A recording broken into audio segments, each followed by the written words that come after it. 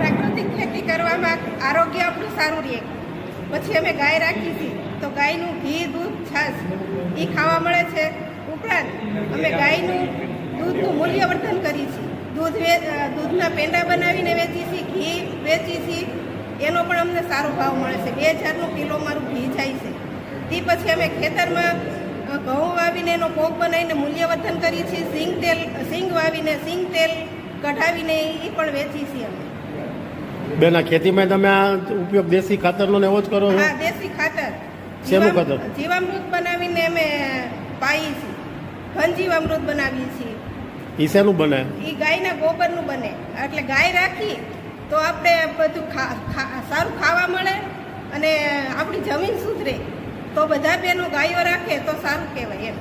અને જો બેનો જો ગાયો નહીં રાખે તો આપણી જમીન નહીં સુધરે.